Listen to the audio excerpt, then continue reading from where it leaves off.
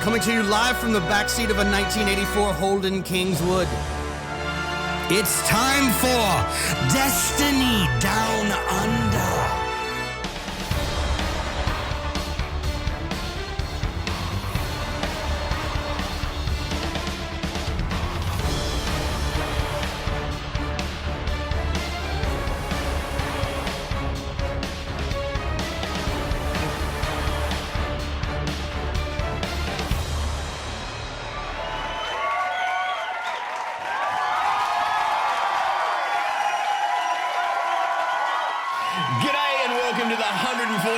Episode of the Destiny Down Under podcast, the one where we talk about how we survived PAX by getting our stomach pumped multiple times.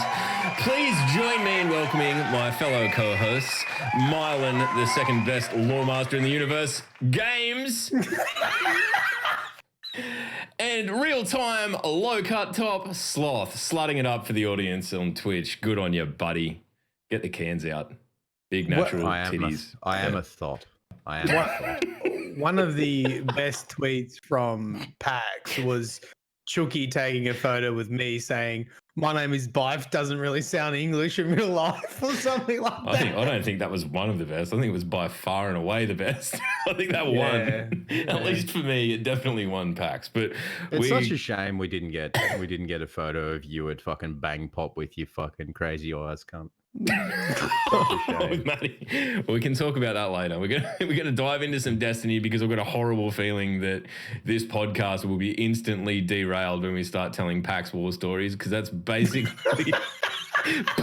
what they are at this point. Pretty much. But we'll talk. We promise we'll talk about some Destiny first. But boys, how have you been since I last saw you on Sunday or Saturday for you, Sloth? I think the last time I saw you, Sloth, was about fucking 3 a.m. on Sunday morning. It was about 3 a.m. on Sunday, yeah, because you were fucking, I don't know. I don't even know what you were doing. You and fucking Matt were over fucking making out in the corner in the sports bar in Crown Casino. That was a heavy night. No, let's leave the we're doing story. it already. We're doing it already. There's a little fucking teaser for later on. But since he's going okay. That's the question. You all right? You surviving? You getting on? Back to normal life? It's been a busy week. I got through all the law books. Yeah. With a stream. I got another video done, so I feel like I'm caught back up. It was me birthday this week, and that's that. Happy birthday, back Cobber. at work today. Hey, you should have told me. I would have set up some pyrotechnics for the stream or something.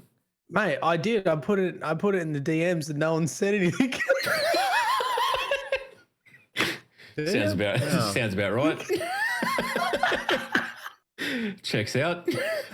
Checks out. No, that's about it. Happy 50th, Matt. Thank you, Winchy. 50th. Fucking hell. I feel every one of those years. Slothy, you're doing okay. I know. I've been keeping up with you. We've been playing a lot this week because I've been off work. So I'm gradually developing that existential dread that comes along with going back to work after a couple of weeks off. So, yeah, I'm going to... This sounds like a fucking you problem there, bud. It is. It is a me problem. Neither are you. Oh, well, anyway, let's not get into fucking throwing barbs so early. But, I mean, since we last cast, there's been a shitload happen in Destiny. We've had the world's first, the raid race for Garden of Salvation, which was incredibly close again. I don't know, but I know Femi came third because of the excessive amount of ribbing we gave him about it. We're going to have to get him on next week or something, hey? I think we will. But he's a legend. Yeah, like not just normal sledging, but like on a main panel with a full auditorium full of people kind of sledging. Yeah. The only way to do it in Australia is when you've got a massive audience, live audience, and call him world's third. Well, it's good. I mean, it's better than I'm probably world's 3 billionth fucking rate I'm going, so I can't knock him. What else has happened? We saw the Nightmare Hunts. They stepped up.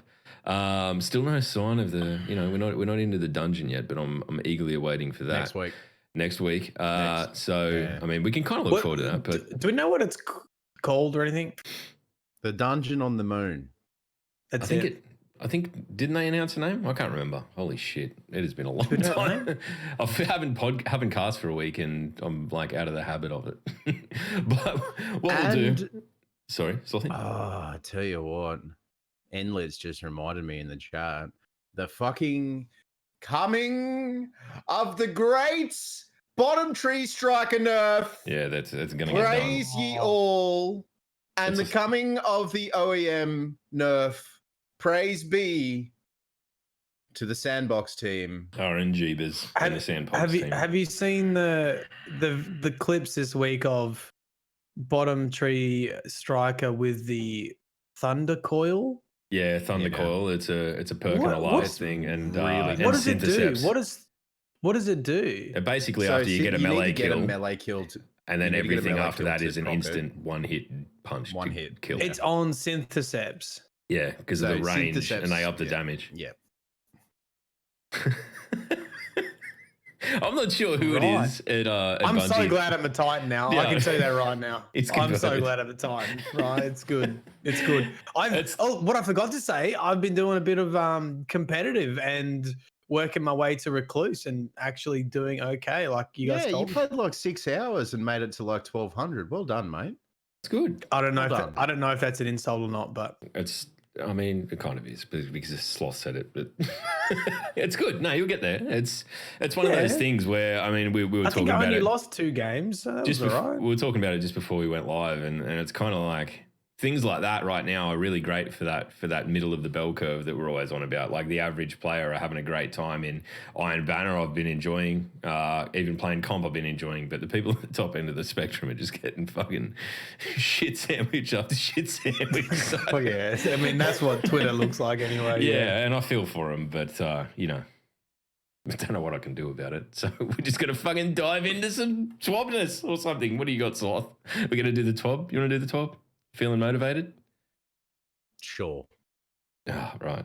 He's well, invested. can we? Oh no, we're going to get to PAX, but I mean, I feel like people need to know that Sloth, this whole grumpy facade is like, you know, one of the greatest things that came from PAX was the 2 top toxic fucks online, Sloth and Sassy, are like the most uber nice people you ever meet in real life. That would, like Log said, if there was a truck coming, Sassy would jump in front of the fucking truck just to put an extra meat shield between you and death. Even though it wouldn't probably stop the truck, he would still do give it a shot. just in case it panned out. And Sloth wouldn't because he'd be too slow, but he'd be very angry at the truck. But that's so true. And like me and you, who are relatively chill, are probably the 2 angriest people in our group. I've never seen him more angry. I was like, Log, are you angry all the time? He's like, yeah, that's my face. You just have, you both have fucking, or you Log. The first thing I said to Log when I met him at the pub with all of the boys, I seen Chook because Chook stands out like dog's balls. I was like, "G'day, how you going?" You know, shook hands, gave him a hug and all that sort of thing. Log walked up, gave us a great big hug, and I looked him in the eye and fucking hell, you really are an ugly motherfucker. Yeah, I know that. I just basically wake up every morning and just relive that scene of like, you know, in Deadpool where he's fucking, what's his name, TJ's looking at him for the first time. Just, you are hard to look at every day. But like we promise we will go through PAX in excruciating detail. But if you're not here for that, that will be the back end of the show. If you're not into that sort of thing, just know that it went well. The Aussie Destiny community turned up in force that cannot be described in words. It was a beautiful weekend for us and Bungie and Mauler and Victoria that came from overseas. For everyone involved, it was, you know, like we're all absolutely stoked. But at the same time, holy shit, are we like, okay, well, this is the thing now, and we need to. It's eyes on the prize going forward. So there's not too much back pattern going on around here, that's for sure. But we'll get to it. But we'll do the TWAB. We'll cover off on all the news. Play the fucking soundbite. Stop waffling. Right, God.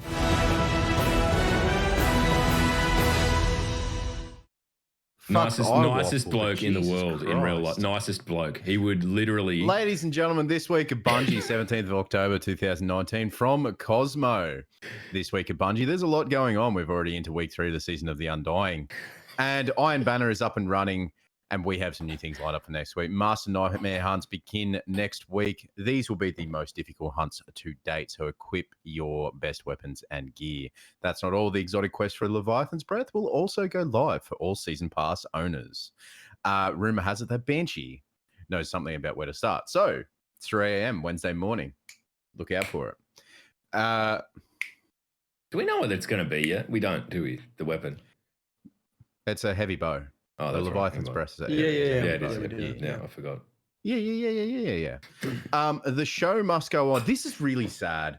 The infamous hunter known as Paul the Big Show White. How can it be a hunter? I know, dude. It's such a shame. Like, he's 7 foot tall, about 400 pounds. He's the biggest bloke in the WWE, and he's a hunter.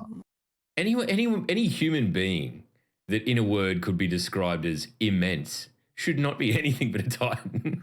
The guy is like, I loved him back when he was. Anyway, let's not get into that. But anyway, move on, Sloth. I'm just going to sit here and be confused for like fucking 20 minutes. So basically, they're doing the Bungie Bounty once again. That is Bungie Bounty on PlayStation 4 on October 19th, 2 p.m. to 4 p.m. Pacific. And that will be, like I said, they'll be on PlayStation. They'll be doing Strikes. They'll be doing Crucible. And you just need to match up against them. This is a different emblem, right? If you win, this is not the. I think it's a new one. Yeah, it is a different emblem, isn't it? It's fair enough. I mean, they got it. Nice. You know, I like that they close them off, and some of them at timestamps makes them all the more special for having done it in the past. Yep. We have a few tweaks coming to the Sandbox in update 2.6.1, which is currently being targeted to deploy on October 29th. Here's the Destiny dev team to give you the details. Super Energy refunding kills. The goal is, for a while now, Trample and Everlasting Flames have been an outlier, especially in PvP. We've done a pass to add diminishing returns to this, but it's proven to not be enough. Case in point, Maxibon, who is one of the best warlocks and can stay in Super for about 3 weeks. He's still in one from before Shadowkeep. Yeah, he's been in one since it was on Battle.net. It's fucking insanity. Don't know how he did it, but he's done it. Yeah. So in this update, we've tightened the curve a bit to split it out over PvE and PvP. This should allow Guardians to keep on dunking on combatants for longer while being less oppressive against one another. Fine. Excuse me. Additionally, for Striker, we've increased the cost of light attack, making dashing across the map a little less forgiving. Great. We still want this to be used as a way to run people down or dodge and be shifty, but this change should make it costly enough to be a prohibitive form. As costly enough as to be prohibitive as a form of long distance travel. Yeah. Finally, regeneration will no longer proc on melee kills in this super. This combination was just too strong and overly forgiving of strategic or positional mistakes. Basically, a brainless, thumbless amoeba could play bottom tree striker and get 7 kills with a super. So it is very. Can someone please look up the most kills Sloth has ever got in a single super? If that is a stat that we can find, I need to find out whether or not he is superior or inferior to said amoeba. Oh, I'm definitely inferior. Yeah, 100%. 100%. Yeah, good. But yeah, no, all of these changes. So a lot of the changes, we're playing a lot of Iron Banner this week. The changes to super armor has been really quite good. Like, you can pistol down spectral blades. You can one shot or two shot to one headshot, one body shot, Dawn Blade, one headshot, one body shot with a sniper, a bottom tree striker. It's really nice. It's really nice that you actually have to think with your super now. Yeah, definitely. Like, if you got a team like a focus fire, you know, you can shred someone. Dude in super, like, you're not gonna just be able to tank stuff like that anymore. I had my first experience with the Sentinel Titan in Super, and realized how janky that fucking shield bash is. Yeah. Like, Yeah. what's it with can that? But Like, I don't know. that's You'd just think melee it'd supers. be. You think that it'd was be That's fucking melee. super the weird, same man. as bottom Like, tree striker, but it's not. It's kind of. Well, that's just it's melee. The weird. melee supers as a whole is like spectral blades, arc staff, and shield bash. Yeah, it's not great. They're all It's really not fucking great. off, aren't they? All the void ones are off for some reason. Gone off the boil. It's weird. It's weird. It's like, especially when you see two spectral blades go at it.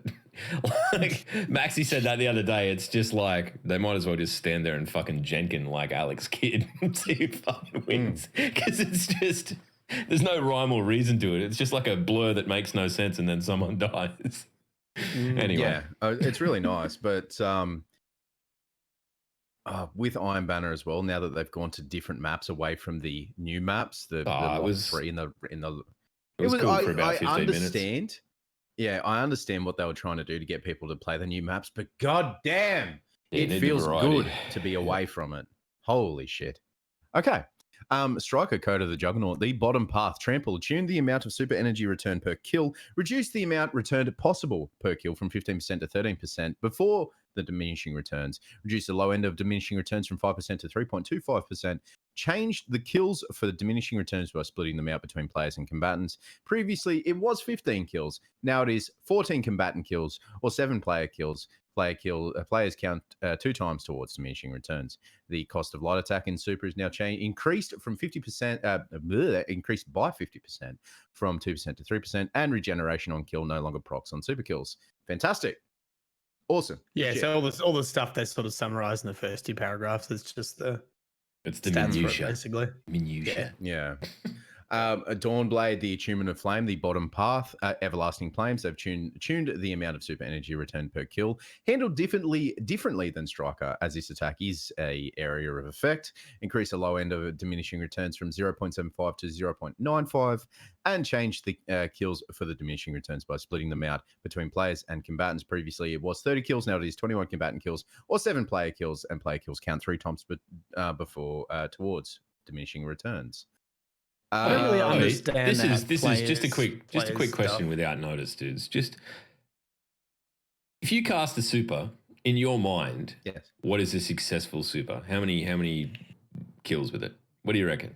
In PvP, we're talking Two or three. Maybe. Well, it depends on what you're competitive. playing. If you're doing competitive and do a team wipe, well, 3 is pretty. Yeah, I think 3 would be I reasonable. think two to 3 in all PvP is fine. It really depends on what I'm running. If I'm running Hammer Bro, like throwing Hammer Bro, like top or bottom tree, 2 or 3 I'm happy with. If I'm running Dong Hammer, like big fucking dick hammer, 3 would be okay immense with. penis hammer. Yes. Immense penis. Well, yeah, like if you only get 1 kill, you're like, oh, that sucks. If you get 2, you're like, at least it's not as embarrassing as 1. If you get 3, you're like, oh, this might be I might become a PvP streamer here, and then you get taken out, and you go, all right, go back to the law, and then if you get more than 3, you're like, watch out, in Cooch, you're like, fucking come.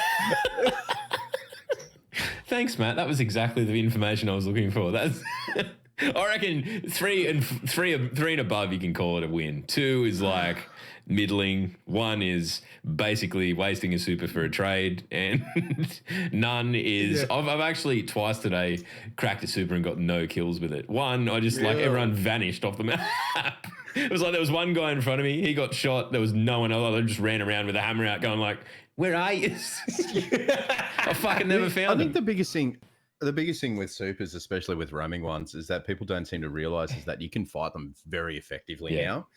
And the other thing is that people, as soon as they see a roaming super, they jump off the map, which I do really hope Bungie addresses soon, especially in things like competitive, where, you know, if you jump off the mat, you lose points. Fuck off. Go away. You lose. Fuck off. You absolute fucking ballbag cunt of a human being. But why would you do it in competitive? Because it doesn't count as a kill. It doesn't count as a kill. You still lose a life, right? I don't believe it. I don't believe survival. Throwing no. yourself off the In map survival, it'll still be a death. In survival, Is it? yeah. Okay, well, never mind then. Yeah, never mind. Don't mind me. Look at Right, me. So I played fucking half an hour of competitive. Sweatlord fucking- Mylan Games. The old sheath is out. Dude, you should have seen me. I was there. I was so glad I wasn't streaming. I was the most toxic motherfucker ever. I was banging my we keyboard. know you're toxic. We fucking know you're toxic. Yeah, we're gonna get I into know you're we're gonna toxic. get into the real Mylan Games after this. Fucking sangria eyes. We're gonna tell you the sangria eyes. We're gonna tell you some shit that would challenge the living shit out of the lore audience. I can assure you that. There's Anyway, a reason what- I don't tell my audience to come over and listen to this. Wow. Yeah, you're right. Right. Quality of life and bug fixes. Sentinel Code of the Protector. This is the top path, Ward of Dawn. Armor of Light timer now correlates with the life of the Ward of Dawn. Yep. And particle effects move more rapidly towards the end of the Ward of Dawn's life. And Night Stalker Way of the Wraith Armor of Light timer. now correlates No. with the life. So if you go out okay. and then come back in and then go out again and the bubble's just about to finish, as soon as the bubble ends. finishes, you don't get Armor of Light anymore. Yeah. Right. Oh, Yeah. why did they do that? For, I guess. Well, so you can't artificially prolong the effect of a super. Yeah. Hit the nail on the head. Hmm. That man right there with the shit fucking singlet on. Oh, shit. Night Stalker, Way of the Wraith, middle path, Shattering Strike fixed a bug in which Shattering Strike activation window was reduced from 3 seconds along with True Sight, and Shattering Strike now lasts the proper 9 seconds once again. Shoulder Charge. We've removed a bug that allows players to shoot immediately before activating Shoulder Charge, which allowed players to apply 1-2 punch damage buff on Shoulder Charge. This bug was caused by a quality of life change made for Tempest Strike. Before Shadowkeep, if players had the sprint button configured to hold a sprint, then they would need to be holding the sprint button when sliding in order to activate Tempest Strike. With the release of Shadowkeep, we added a small window of time where players could activate Tempest Strike after letting go of the sprint button. This change had unexpected effects on other melee abilities, so we have reverted this change until we can find a better fix for Tempest Strike. This actually happened to me a few times over the last couple of days, is that Titans run up and they just proc, like they'd shoot you once with something, and then just a melee, not even a shoulder charge, just a dead. I mean, I've been doing shotgun melee fucking real quick. I don't know if that's. But are you sprinting? Are you sprinting towards the target? So Matt is actually a cheater. Not really. I mean, honestly, if you're close enough to someone to hit them with a shotgun and then punch them, they should be dead anyway, right? I mean, that's what you. You're right. Always do, and that's like what I did in D1, and literally now that I've what played I've been doing Crucible since for the fucking first time. Halo. But no, the 1-2 punch is different though. That's a really quick timing though, isn't it? That's like stupid It's quick. not. Yeah. I think there's a second and a half between your fucking shot and your punch, and that's how long the buff lasts, I believe. When I don't read know. that paragraph, I'm just like, fuck being a dev. Like you change one thing on a different fucking class, and it just introduced this one because this is what they did to beat Riven, right? Solo. Yeah, this pretty is much. What Yeah, Glad and that were doing to beat Riven finding Solo with tiny this, little this little margins bug. in the fucking bugs in the. Imagine being that like I wouldn't even know. I'm not even that switched on enough to know what's happening and whether or not I can abuse a mechanic. That's it. Yeah. Well, that's the big thing is that one thing I would like Bungie to look at, and this is just a personal thing, is that Titans who run against a wall and then pop out and immediately are able to proc a shoulder charge. Around the wall, around a corner. Yeah. No. They're running into the wall. So Like they're they're like, running oh, headfirst into the like, wall. Watching it. And then pop out and go slip off the like, wall and push the button, and it gives you no time to. Are you a do rubber anything. band? No, fuck off. I did do that to someone today. He was pretty annoying though, so I'm going to give myself a pass on that. You're toxic. Yeah. And they have our eye on One-Eyed Mask.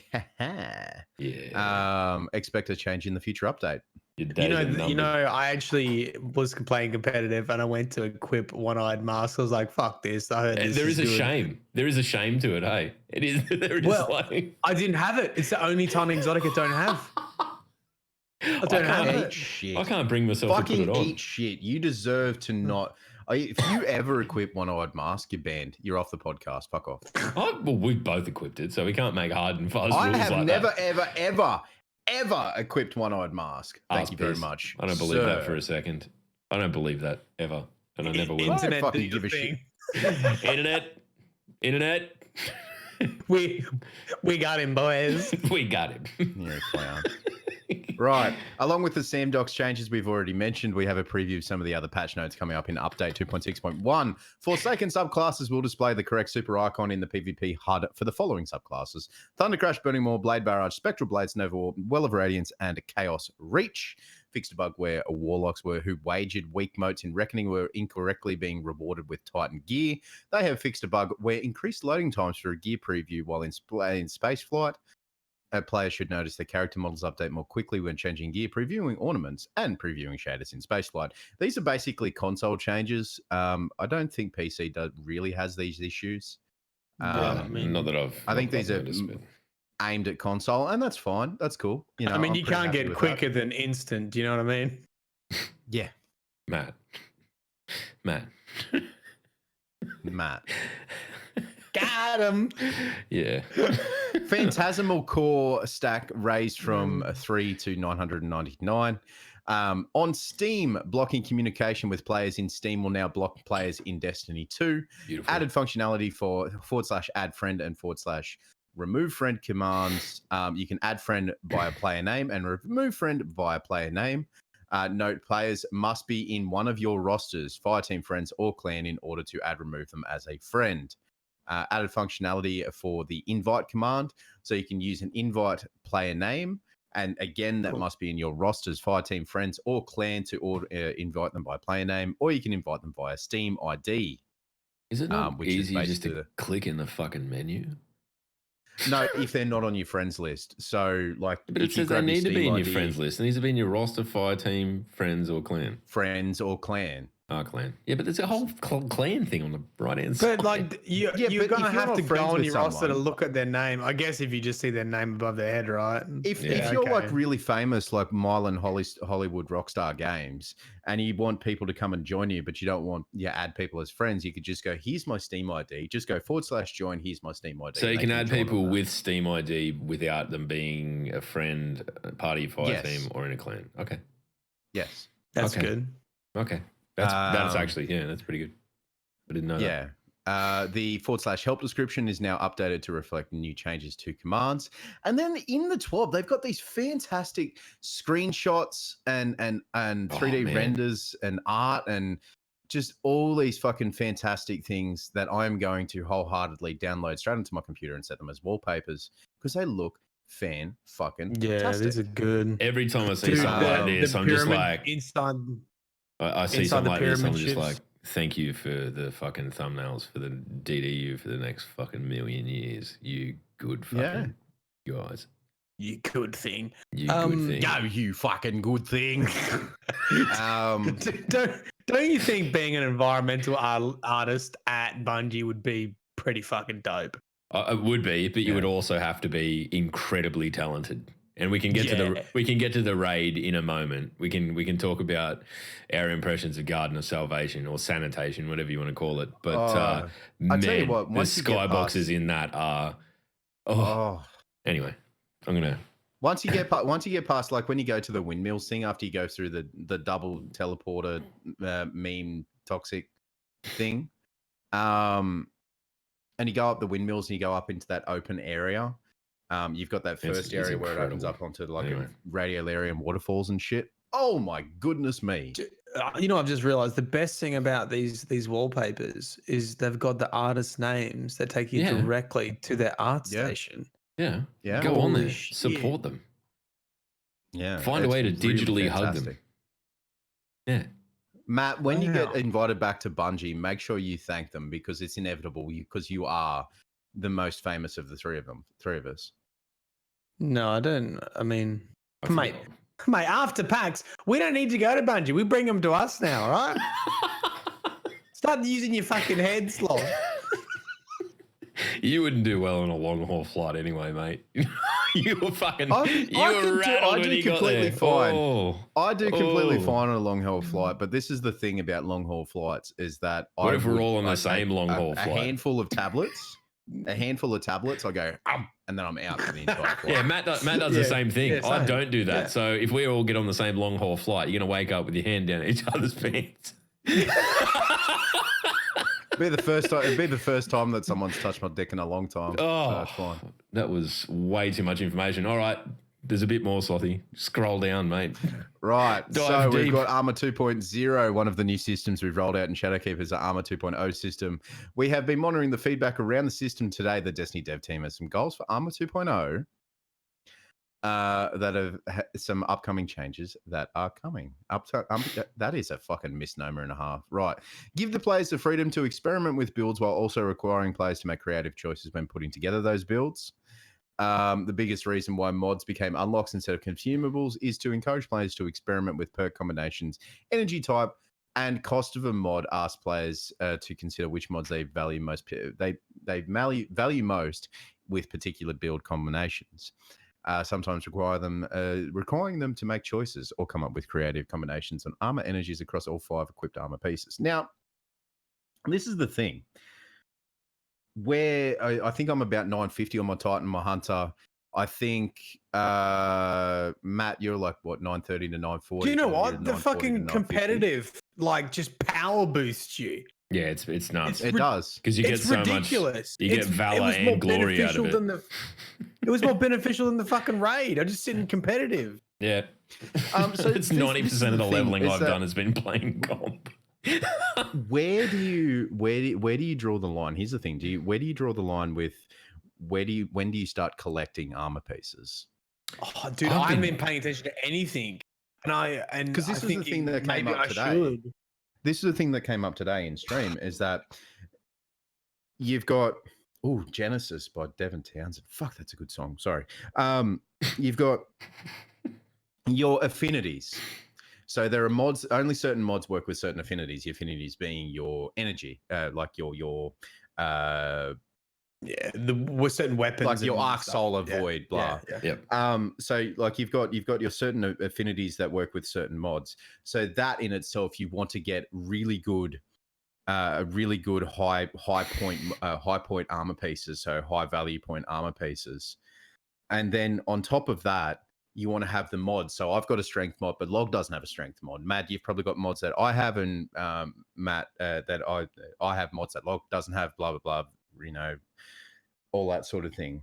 I need to work out this stat stuff. What are the Sassy's put 60 plus stat? I haven't even. So if you look at the armor, the quickest way to discern whether or not it's likely going to be good or shit or whatever is there's a value underneath all of the little columns where it's like intellect, disciplines, there's a total, and anything around high 50s to 60 is pretty good. And if you play Iron Banner and you get the armor drops out of that, they tend, like, I'm not sure if it's a deliberate, I mean, I'm sure it is because they all seem to roll at the top end of the 50s, if not into the 60s. So the thing for me, and I've started this sort of over the last couple of days, I was just burning everything because I'm like, fuck it, I need to get to level and then I'll worry about it.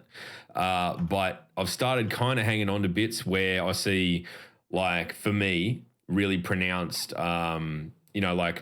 like as Sloth said, I don't have the strength mod yet, which I don't know. If this is a fucking way that you know of to get it, fucking tell me because I want it.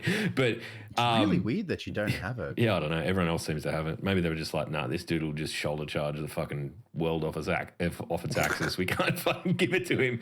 But so I've been looking for like where I get a really pronounced sort of stat roll into strength or something like that. Or like resilience or mobility or something like that. If whatever you're chasing, just look for really pronounced sort of stat rolls in that are of high value.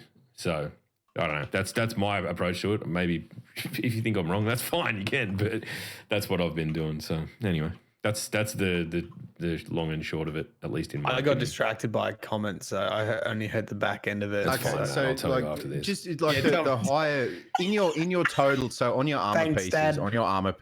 you've got a total number. Yeah, total And number. that total Right? number plus 60 is probably the armor that Yeah. you want to keep. Yep. Yeah. But the thing is that if you wanted to fully upgrade the energy on each set of armor, so if you've got 3 sets of armor, 1 in each affinity, 1 in each element, Yeah. and then you want to fully upgrade it, it's RNG to get the armor that's higher than 60. It's RNG to get the mods that you want. So obviously with Iron Banner, you have a higher chance of getting enhanced mods. Yeah. And then you've got RNG on picking up, and it's not really RNG, but you've got more enhancement cores, like a lot more enhancement cores to fully masterwork each set of armor, which is, I think someone's done a number of it, and it's something ridiculous because you need enhancement cores, get plus energy 5, and then you need upgrade nodules, and then you need the ascendant shards, then you need the ascendant it's a bit of work cores and all isn't it? that sort of thing. It's a bit of work, and it's obviously it's doable, but if you've got 3 characters and you want to have a set of armor that is just PvP, PvE, blah, is it too much? I don't think Is it so. too much? Nah, That's basically I think it's a big roundabout way of getting to it, but is it too much? I think there's a lot of ways to get your hands on all of these currencies too. Like it's not like where we had the fucking, or what are they called, the enhancement things from, you know, when it was like they were fucking super hard to get, where it was, I can't remember what the enhancement cores. When enhancement cores were super fucking hard to get, they were a pain in the ass, and it kind of slowed everyone down unnecessarily. Where the way it is now, if you've kind of got enough of something, you can turn it into something else, irrespective. Like if you're broke, you're broke. But if you've got legendary shards, you can find a way to basically work your way around to get what you need. And I think that's a better system. You're not like hinging on an RNG drop for anything. It's sort of, it equates to where you are in terms of the shit you've stockpiled.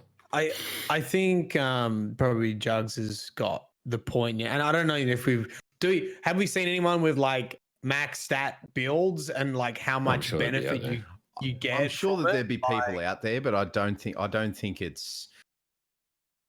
From what I've conceived, what I see people are saying, people that I actually trust around armor pieces and all that sort of thing, people that I know who know that what they know their shit, is that it's not really worth it. Well, I think that's what I'm getting at. Like, I love the idea. I love the concept. I'm very motivated by functional gear. Like right now, I see everyone using Recluse. I'm like, you know what? This is probably my best chance to get Recluse. So I'm going to do some competitive, actually enjoying it. And then I'm like, you know what? I probably need to go get Izanagi's Burden as well. So I've got the last step of that to complete. And then I was thinking, after that in my head, I was like, do I want to start grinding for, you know, rolls and armor pieces and all that kind of stuff? And I'm like, do I need to? Is it gonna help? What's it gonna help with? I think if I've already do the raid, do you know, if I can already do the raid, what's the point? Yeah, I mean, I think it's just like the biggest for point me. is like, sorry, Slothy, you go. Yeah. No. You can go on, mate. Go on, mate. See, he's the nicest bloke in the world. Fuck up. For mine, like I kind of like look at it as you got to get yourself to a point where you can be kind of utilitarian and achieve what you want to achieve, and then after that, basically, just through course of playing the game, if you get something that's better than the shit that you've got, then sub it out. Like I play the same way for the most part between PvE and PvP, so it's easy for me. And I really only play on a Titan, so I don't have a huge amount of shit to juggle. But like that'll be my approach. It'll be like I'll get myself to a point, and I'm kind of there now, which is why I'm starting to infuse shit more than just so fucking throw armor out and put the next highest level on. Yeah. But I think it's you just got to get yourself to a point where you feel like you are playing the way you want to play, which, you know, this mod system is definitely, you know, enabled a lot more than it has in the past. It's allowed, you know, some very different builds, but you got to get yourself to that point and then sort of like, that's my plan anyway, to just then keep my eye out for things that could be even better or even more suited. I sort of feel like with the armor system and with, you know, the artifacts that you can just keep adding levels to, I'm feeling like they're going to get to a point where it's, you know, you've got your normal raid, you've got your heroic raid, and then you've got your fucking uber hard raid, which is if you don't have like max perfect roll armor gear. With if your enemies are shooting fucking void bullets, you're gonna need to have void defense on everything, or there's gonna be something like that where you have to be perfectly spec'd to like just go into it. Yeah. Otherwise, and then I think the other side of that is your PvP. I think makes sense to me because you can make a build that suits your play style, but I don't know if PvE, like min maxing. I'm sure it matters for people who are really good enough to take advantage of it. Let's be fucking honest. That's not us. Like someone like Glad, people like my brain. To Glad or whoever, they'd be able to feel the difference. So for them, I think I mean, it'd be interesting. We'll talk to Femi when we'll get him on. We'll talk to him and see what he thinks of it because he's up there with those sort of dudes that are on the PvE end of the spectrum. For people who have done like the 2-man, 3-man raids and all that sort of piss, that's true. Definitely would help. But for the average player, is it worth chasing that shit down at this current point in time? No, I don't believe so. And they're definitely going in the right direction of it. But yeah. Anyway. Do you want to read the next one while I'm making a brew? Yeah, I just accidentally clicked on the fucking X on the window. I was like, oh shit, Salisbury's desk. Nailed it. Fucking off to the bin window. Where were we up to? We were up to the points, or were we up to, I can't even remember. We kind of just launched into a conversation. Second point. All right, the second point. So one of the design fundamentals, which I know is a Destiny thing. All right. Give players the ability to balance mods above and beyond pure effectiveness. When mods have no restriction on their use, as was the case prior to Armor 2.0, each mod is only evaluated on its strength and usefulness, or access in the case of consumables. Giving mods an energy cost gives us a knob to turn that gives weaker mods value and stronger mods a drawback. Giving mods an energy type allows us to limit the scope of combinations within a single armor piece, making their use cases easier to predict and balance for, and also gives us room for other perks and mods, for example, the artifact mods, that break these restrictions. This means that the perks and mods that break the rules can be compelling choices without them having to also be significantly stronger to be appealing. I think this is a step towards, like, I can kind of, when you see it spelled out like that, it does make sense, because they don't want to get themselves into a fucking situation where it's basically like, these are the only 5 mods that you'll ever fucking use, the end. They're trying very hard not to create a mod meta like they did a Pinnacle Weapons meta last fucking. And this is what we said when it first came out. Like when we first saw like the affinities and this, were like, yeah, this is just to fucking keep a leash on this so it doesn't. Because it'd be batshit. And some of the stuff that's already out there is absolutely fucking batshit. So I think, if we're going to see sort of like artifact rejigs and, the artifacts perks aren't bound by the elements, I think that there's going to be plenty of scope. I mean, you've only got to look at Thundercoil and how insane that fucking Syntheseps build is for it with the Titan to see that, like, that's a perk that doesn't have an affinity at all. So yeah, it's in your artifact. I mean, I do understand on the other side of the thing that, like, there's probably some that don't really make sense having an affinity. And maybe they look at that in the future. But I definitely think, like, the way the guns kind of balance out, when you look at it on a thing, you can say, okay, well, like, I think ARC is pulse rifles and shotguns. So if you're completely spec'd in pulse rifles and shotguns, then you just wear all ARC shit and you're sweet.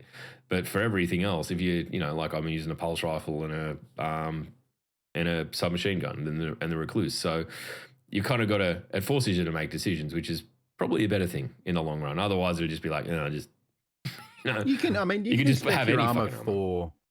I mean, you can spec your armor for like every single weapon combination, but you do have to make the decision of whether you want to fully spec into something, as you said, that is only on the arc strand, or only on the void strand, or only on the blah strand. I'd love to see. First of all, I would love to see Bungie implement some sort of system where you can actually see what fucking mods you have without going through every single armor piece and going, Yeah, we need a mods page. Oh, yeah. Like where it's broken A down. Even mods if it was in a page would be- collections, if they could add a page to collections where it was your mods and you could go through by fucking category or by weapon or Please. whatever, that'd be Yes. fucking awesome. Because it's kind of confusing at the moment. Because the amount I literally spent fucking 20 minutes seeing if I had a strength mod because everyone was telling me, oh, you should have a fucking strength mod. Well, don't. Yeah, that was the thing. I swear you had a fucking strength mod before the end of Shadowkeep, and I actually swear that I remember saying to you, don't delete strength mods. Who fucking or knows? any sort of mods, actually. Whatever. Like, it's whatever, I'm I just guess, a dumb man. Don't worry about me. Um, All right, so but yeah, point three is to relieve information overload pressure on the mod UI. Early playtests, which did not have the energy system, had all mods for a particular slot visible each time you moved your cursor over them. This resulted in a huge amount of information overload and also made it hard to quickly find, change out mods that you were seeking. Cutting down on the number of mods visible for a particular armor piece makes it easier to process this information. I think we can blame PlayStation for that. I don't. We can blame the consoles. I know you're being a fucking pain in the ass there, but It's for the players. I see where they're coming from, but like even I don't know how difficult it would be to implement some sort of system where it says, okay, sort by affinity, sort by rarity. I mean, we already see that anyway. Yeah. I don't know. I don't know.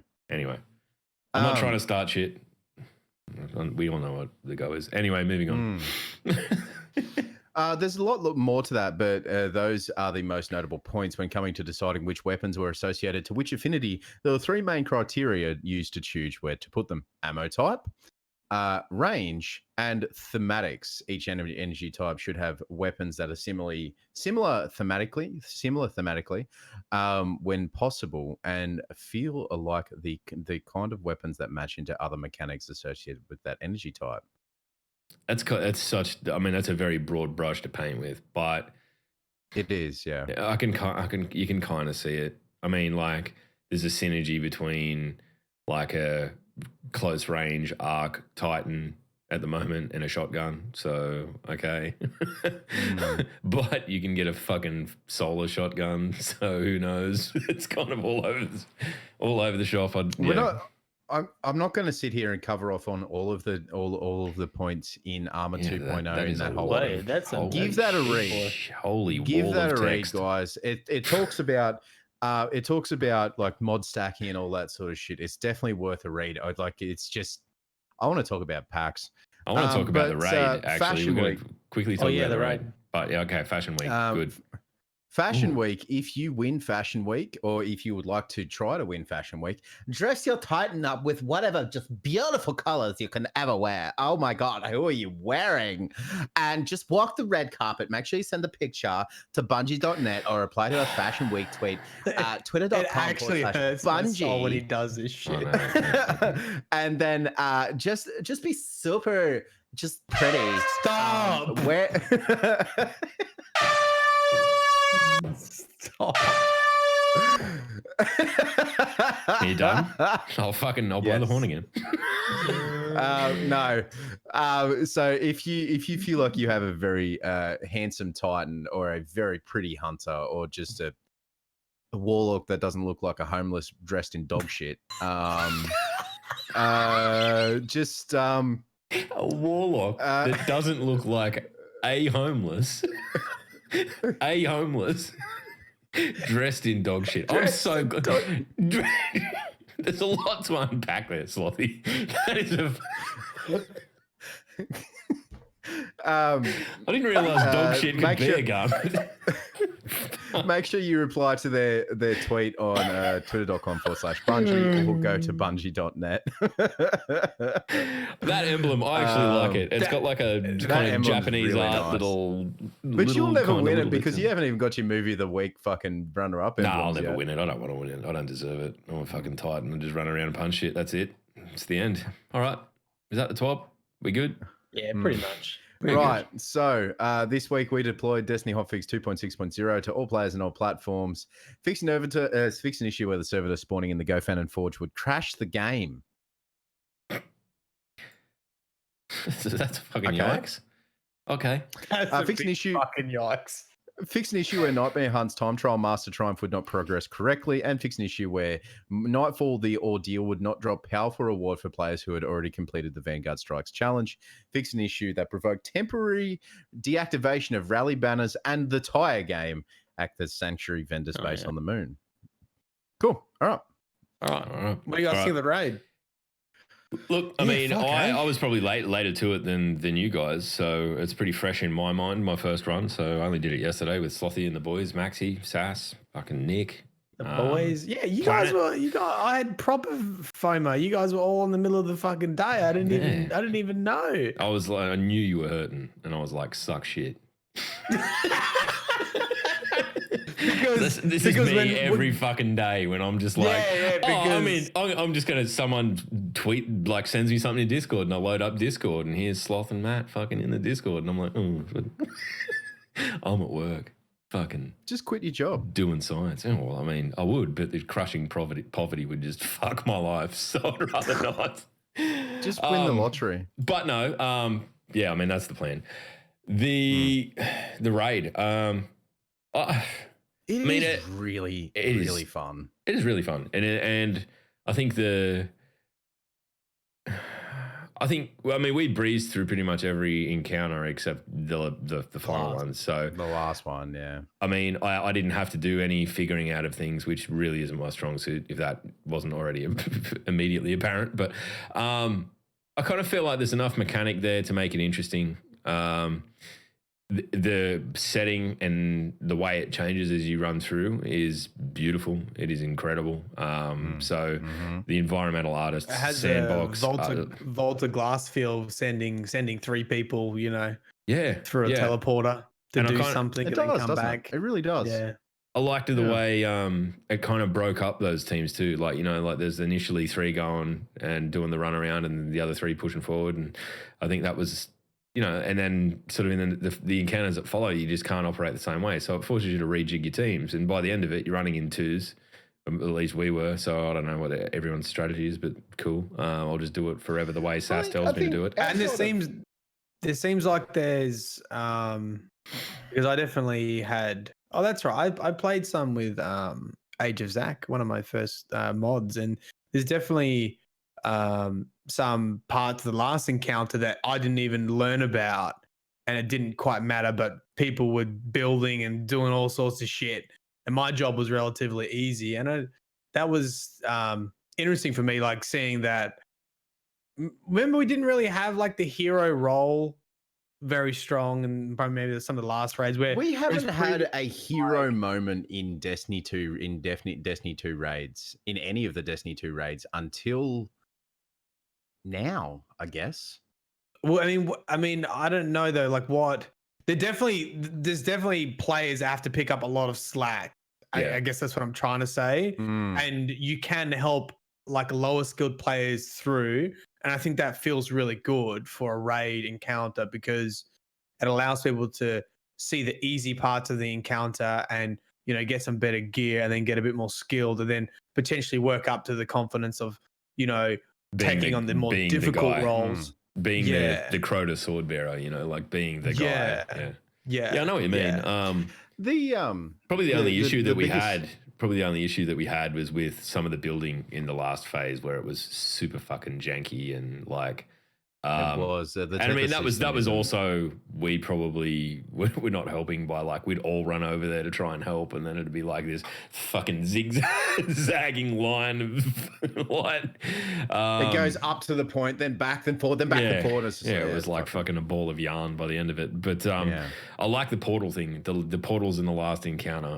That was me. Me and Sass were going through first, and then I think it was initially Sloth and Nick went through second. And just like the being in there and being dependent on your team to then pull you out. And I think there's a lot of like cool little like moments that give you that like, yeah, we did that. Yep, pull me out. Yep, no, good. Cheers, buddy. And then the next team goes in. So I enjoyed it a lot. Yeah, it has a different feel than like, fucking bin chicken, snake eights, dude, fiery dragon, like gold symbols. And when you look back at the final boss is the final boss is very forgiving. It is very forgiving. Like as long as you don't run out of tokens, and as long as you do at least a quarter of the damage per damage phase, it is a very forgiving boss. Yeah. But it's when also you're at one of the ones light. that When you're you at gotta light, get let me add that. everything. When you got to get everything's. But it is one of those. I don't know if forgiving is the right word. I think I get what you're saying. Like it's very doable, and you know what needs to be done.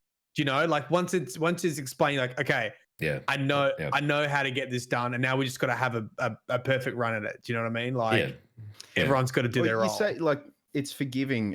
When I say it's forgiving, it's not like at Riven where if you fuck up eyes or something like that, it's just like it's immediate fucking wipe. Okay, there's not a whole lot of insta wiping going on. There's no like as Sassy said, it's salvageable. It is very, very salvageable. Thanks, Sass. Carrying us in our fucking discussions about the raid as well, mate. But it's there's no time pressure. Obviously, the final boss is a bit of a bullet sponge, but most people are running double snipers recluse or double snipers subjunctive or double snipers something, and you can get the damage out pretty quickly, especially with armor light and well and tether and so on and so forth. I think my favorite encounter in the entire raid is Squid Boy encounter. It takes a while to get going, but the music tied in with the mechanics of Voltaic overcharge and like the two teams working together, I think it's really nice. The second it's an interesting soundtrack compared to the previous raids, right? It's really synthwavy. It's really. I was thinking of you while I was listening to it. I'm like, man, I'd love this shit. Do you know what? I'm really upset. I had my music turned all the way down, and I didn't notice it until right at the end. I always had mine off too, and Salty was into me. He's like, "You need to be listening to this. This is fucking good." So then I did. Sassy from the other day, like he goes to the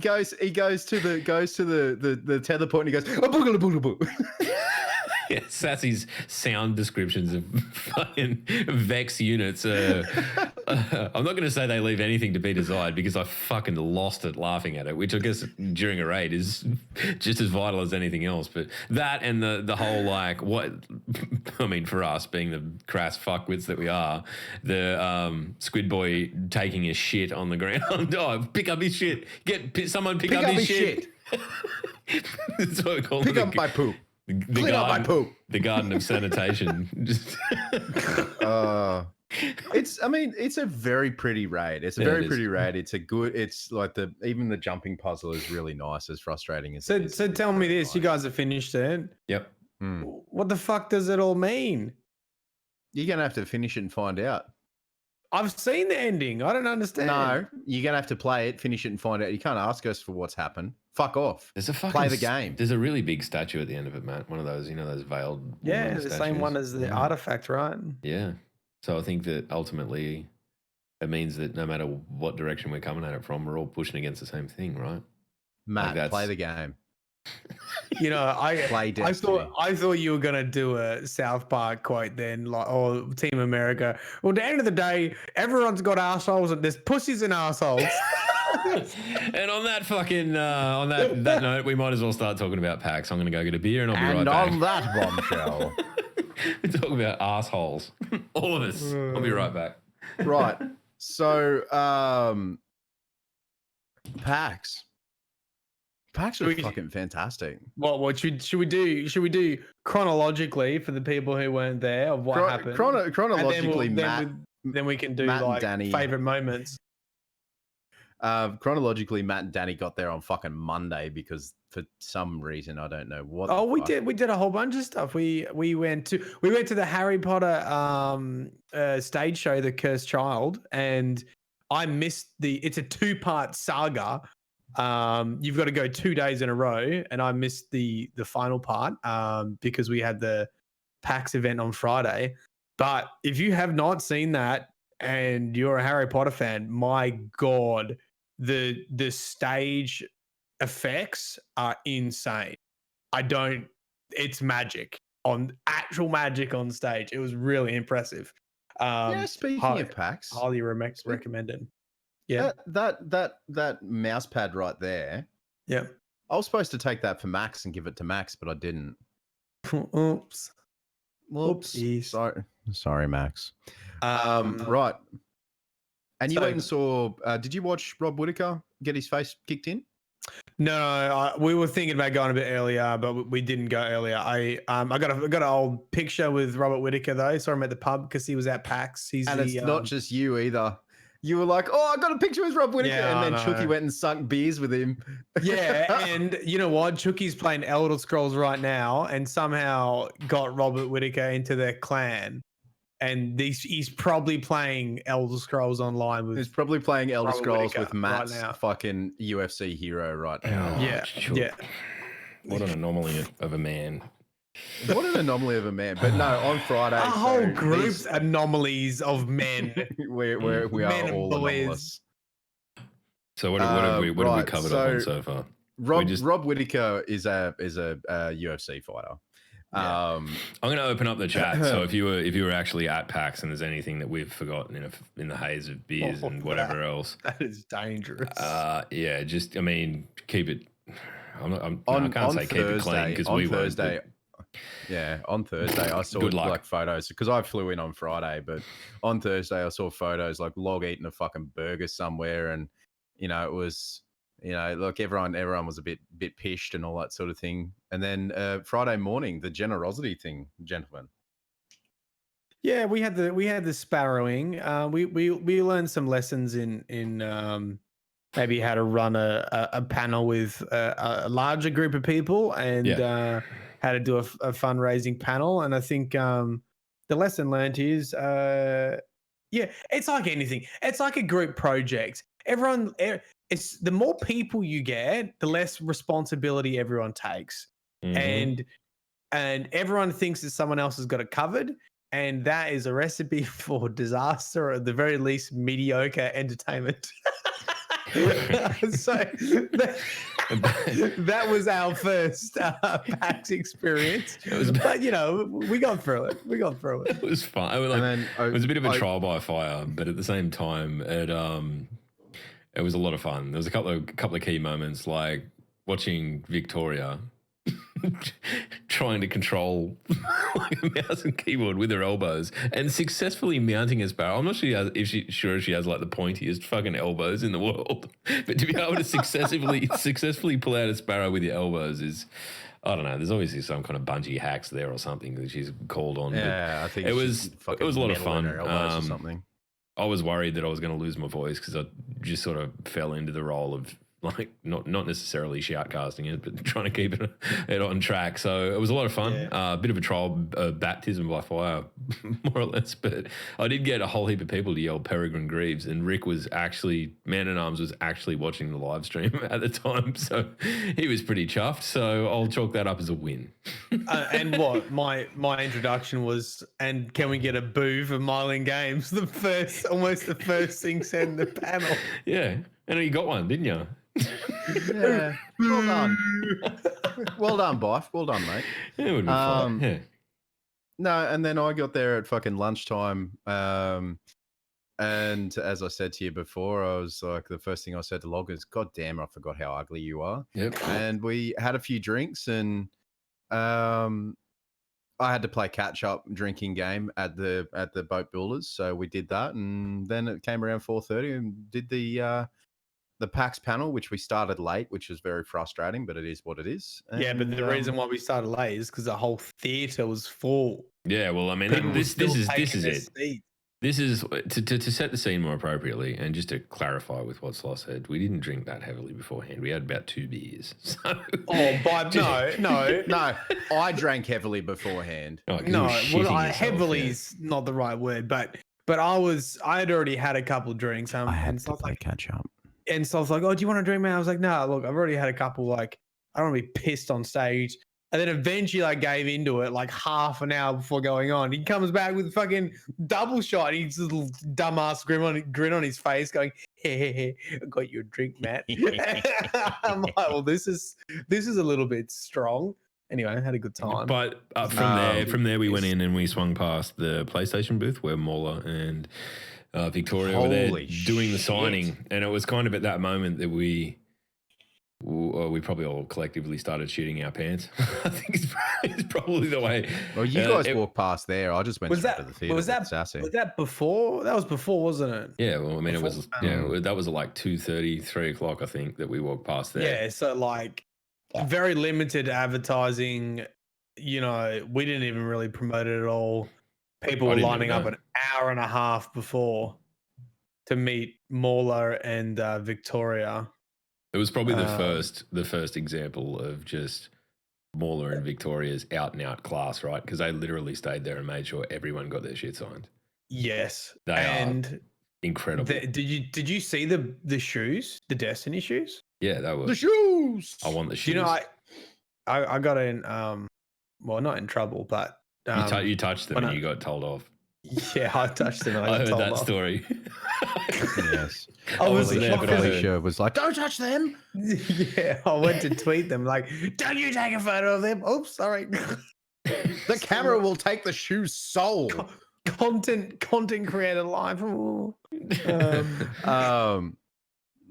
But yeah, no, it wasn't Felicia. It wasn't. And it was probably fair enough. I think it was. Yeah, it might have been Amber or it might have been Ben. I'm not too sure. Yeah. Anyway, but no, it was good. We got to the thing. Hats off, as I said, as we Log and I both said. I think Matt tried to give some semblance of a speech at the PAX pub, but it was no one heard him because. How are you at the PAX pub already? Yeah, I know. Fucking relax. Just fucking relax, eh?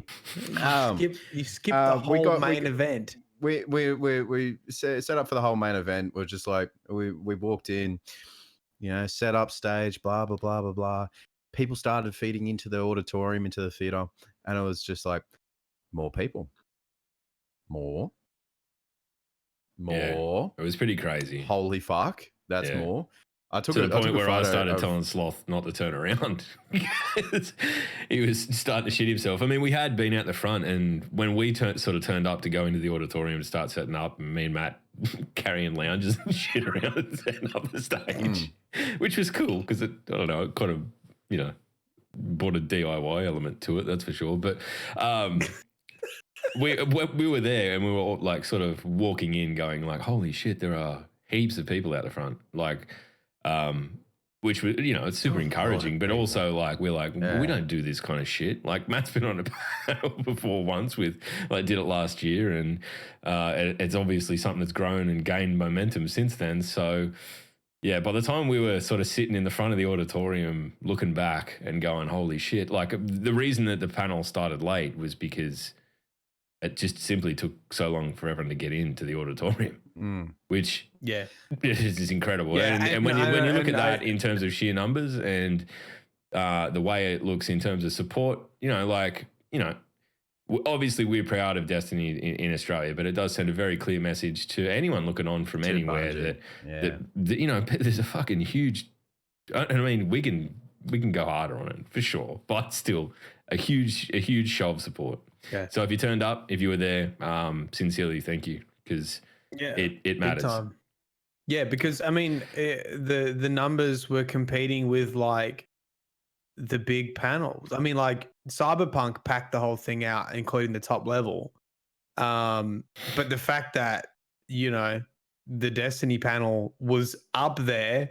It's not a new release. Like no one's like whispering that Keanu Reeves is going to turn up to the Destiny panel. There was no myth going around about that. It was people knew what they were going to get, and it was and for what it's worth, the panel itself, periodic table, they've done it for a long time now. They're very professional about the way they approach the stage and their conduct and getting to speak to both Mauler and Victoria. Survivor was there as well. He's been involved with their panels in the past. Obviously, a very knowledgeable game reviewer in Australia. So if you've not ever seen his stuff, have a look.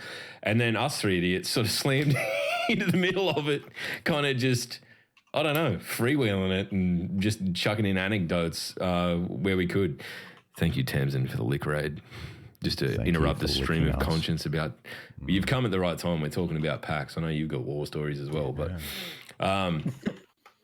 it was the panel went extremely well. And what did we end up with? We raffled off at the end. hold on, before we get to the raffle, Sorry, what did you eat? What did you eat, Log? You know what I did eat, and I'm gonna completely out myself with this now, is that there was glue handed to Dion. Clag Fucking paste. PEX paste, whatever. Yeah. Does the US audience know what clag glue is? Or It's they like call it the something else? flower water glue, like the glue you give kids and they paint shit on, like paintable glue when you're in primary school, whatever. Think of that. So there was a joke that, I can't even remember what the fucking joke was, but basically Quinny from It was Periodic... a Titan joke. It Yeah, was like, and I'm was. still, and Dion from the Periodic Table was like, and I'm still a Titan. And he didn't tell anyone about this because Quinny was sitting next to me and he looked shocked as all hell. He's like, are you actually eating that? And everyone's like, what the fuck? Pulls out this clag glue bottle and just starts mouthing it like on stage. I'm like, what the frick? And then what he said, yeah, give it here. I'll fucking no. eat it. He said, who else is a Titan or something like that? And I was like, I'm a new Titan. And you pair pulled the biggest I've ever seen. That was a fucking what the moment. I tell you what. I sat there and I thought about it for a minute, and I thought, when else am I going to be on stage in front of like the better part of 700 people and get to eat glue? But I'm going to out it right now. I'm going to out this right now. There was no crayons. I'm going to let you know a little secret right now. He'd put like there was a little bit of glue, but for the most part, it was like it tasted like fucking marshmallows. So I do feel a little bit hollow about it because I spoke to him afterwards and I said like, what was that? And he's like, oh, it was like, I put this in it. So, I mean, I didn't know that at the time. I thought I would have eaten glue. He did the stunt knowing that it wasn't glue. You fucking ate what you thought was going to be glue in front of 750 people. It was like one of those moments where I just had Arnold Schwarzenegger's voice come into my head. He's like, it's time to shit or get off the crapper. Do it now. But I promise that if we're ever in a similar situation again, I will right the wrong and I will eat 100% fucking authentic. Do you know what you should invite? If we get invited back, Log, I'm taking a box of crayons on stage for us to chew on. Do you know what you should do next year? Because we all forget. You should do it, and everyone will think it's fucking marshmallow, but actually eat a whole bunch of glue and then give it to someone. They'll be like, "Oh, it will be marshmallow." Oh, it's just fucking. It's actually clag. It does feel a little bit cheap, but it was fun. The PAX panel was fun. We talked to Marla, we talked to Victoria, talked to Survivor and the TPTOA guys. It was fantastic. We talked to you guys out there in the audience, which were we had a few random questions that were just like, "Hey Victoria, tell us about what's upcoming," and we were looking at each other going. I was guilty of that too, but it was in a joking fashion. I was like, "Oh, what's happening with Sabathoon?" I was like, the next night when we all went out for dinner and I was talking to Victoria and she's like, "I'll tell you that the next season's it's going to be great." And I'm like, "Oh, I'm posting that on Reddit." She's like, "That's why I'm never telling you anything." But there was that, and then I'll tell you what, you guys absolutely blew it out the fucking water with the auctioning of the Tarot Bar, the Terrible. The collector's edition. Up where, we had Survivor, Quinny, and myself pointing out at people like, what was that like? How much was raised? Like $1,300 bucks or something for Tassie Devils down in the Tassie Devil mouth cancer fucking thing. Was it 1,500? Yeah, fuck. I don't know. It was a lot of money. It was a lot of money. Like fantastic. I can't remember the guy's name, but I talked to the guy who didn't win it at our event at the pub, and he was like, "Yeah, I would have kept going, but my missus told me not to." So, and you should have gone, "Fucking pussy." Oh, fucking pussy. The old fun police pulled back on the reins there, sucked in. No, but and you guys came out and you watched us, carry on stage and. PAX pub, we all came around there and had a few drinks. Hold on, we could definitely 1 second. Can we just backtrack 1 second, right? There's going to be back to the main event. We're excited because Sloth, you know, Yeah, we need to take a moment for this, because this is from the guy that was like, I can't turn around, I'm shitting myself. There are so many people here, and then bang, flip the switch. Just flip the switch. And he was straight into it, like straight on the mic, just owning the entire audience, owning the room, being charming. Just imagine the opposite of everything you know about Sloth, and that was Sloth's stage performance. I know, right? I actually took the mic off him once, not because I wanted to say anything, but I'm just like, fuck you, man. Give someone else a go.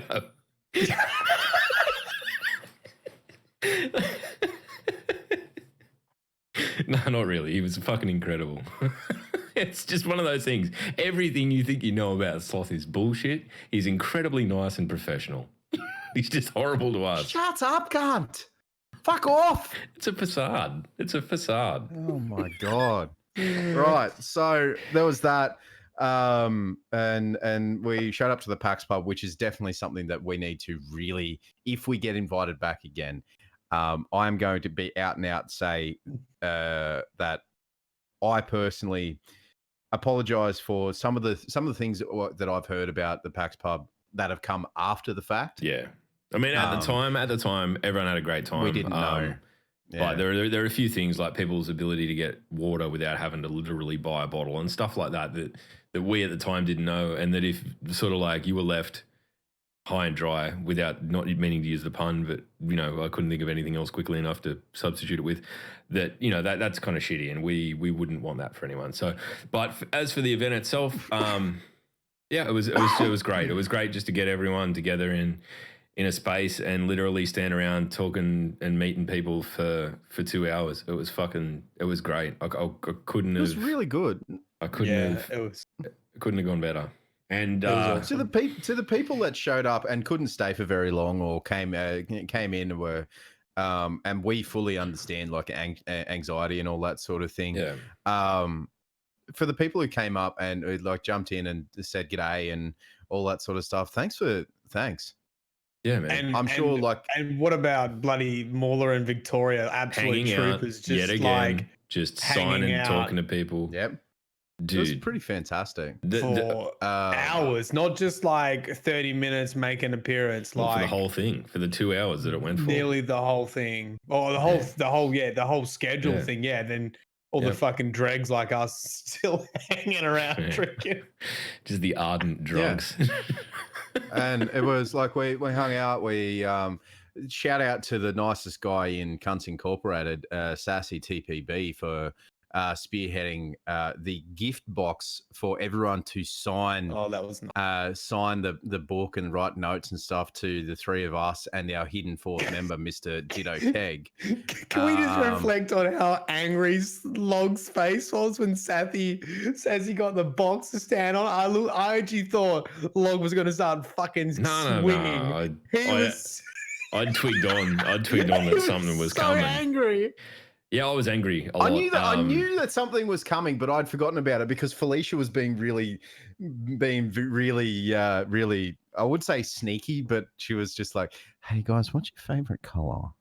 I forgot about that. Yeah. Colors? I had forgotten about that. And then Sassy gets up and this fucking dude with one of the highest pitched voices I have ever heard, but is actually about fucking 6'8", and he's just like such an imposing, huge dude who's just really lovely. God, he's so nice.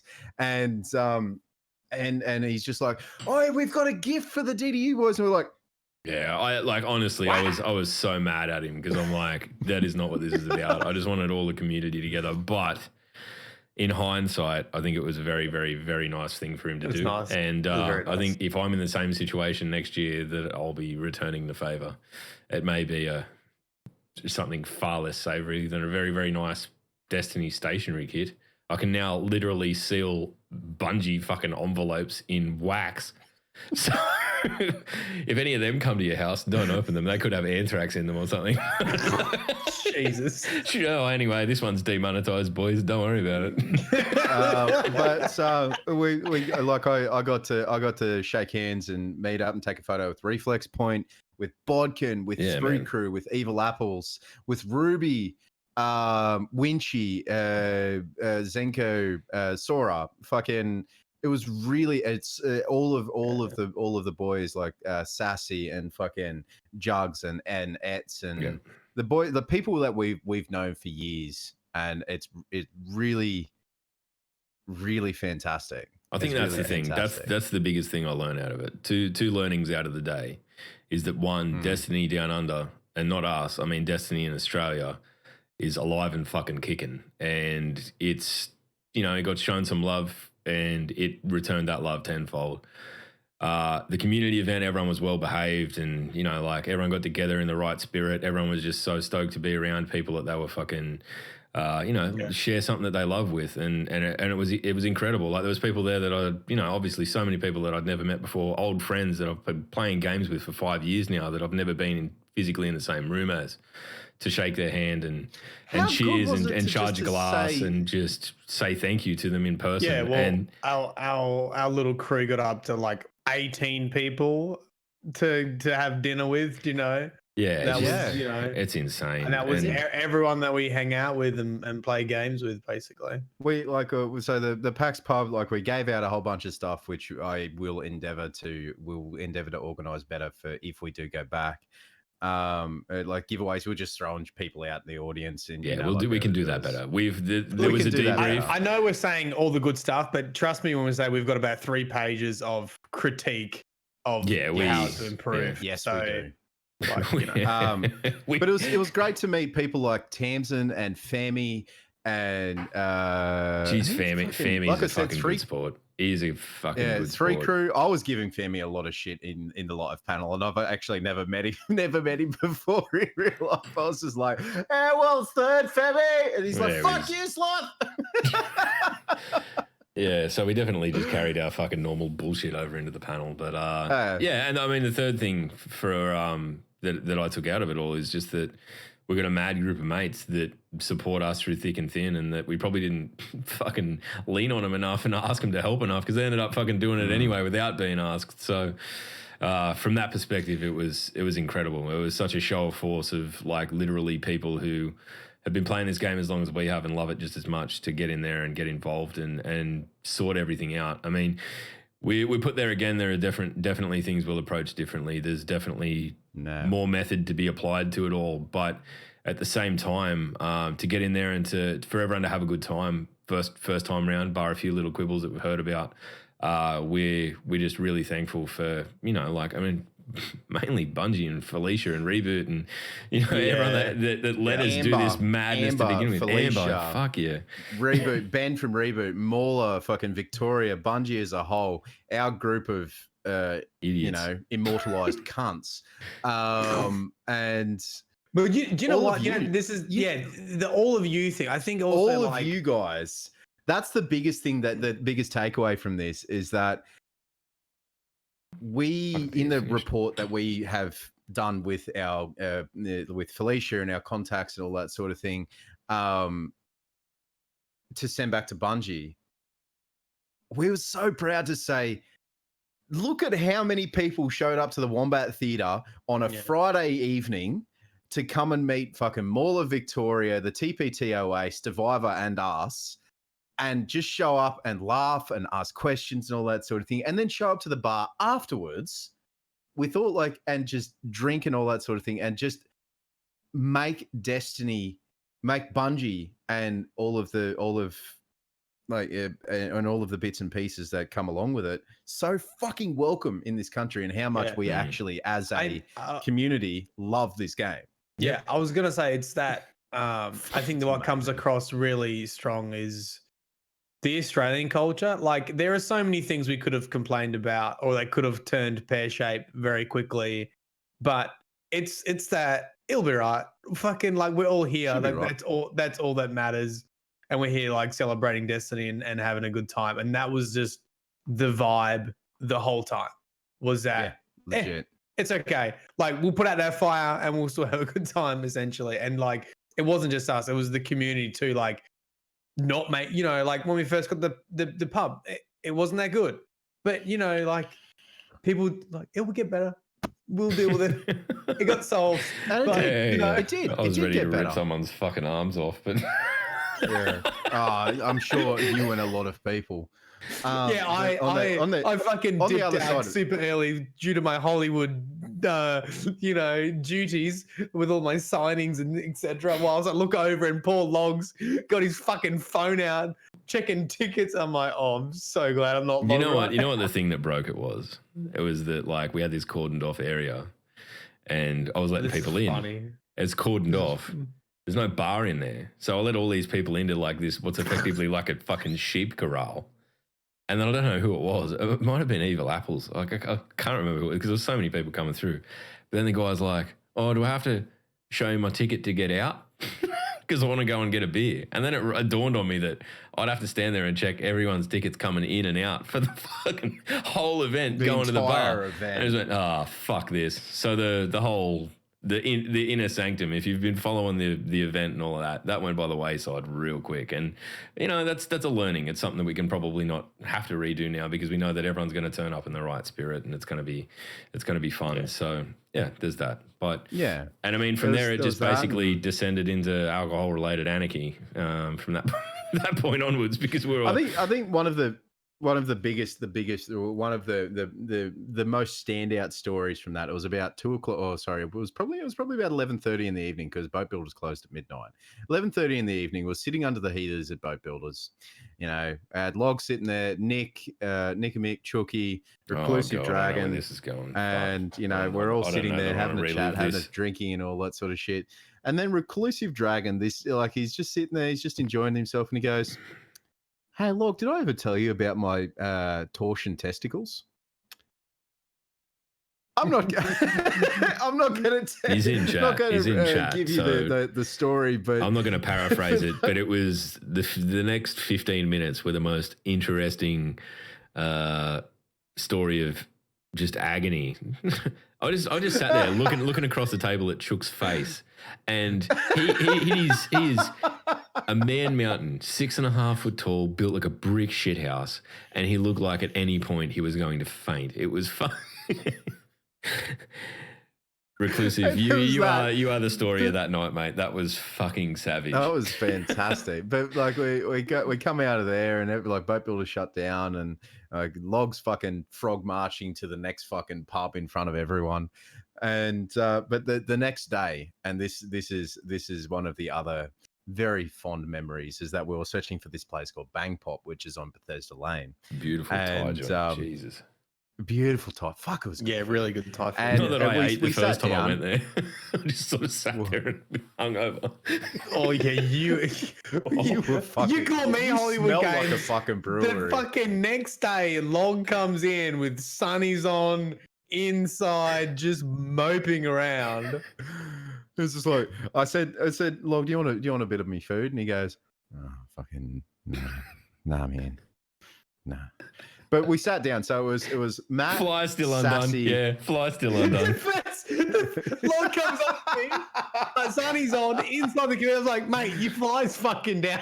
Yeah, and I'd walked a kilometre from the hotel at that point too. So like, go Log. So it was Sassy, Matt, Danny, Matt and Danny's friends, Taryn and Anthony, and myself.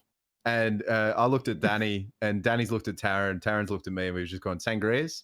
Yeah, sangrias." What were they called? They were named after Pokemon, weren't they? It was like the Charizard one.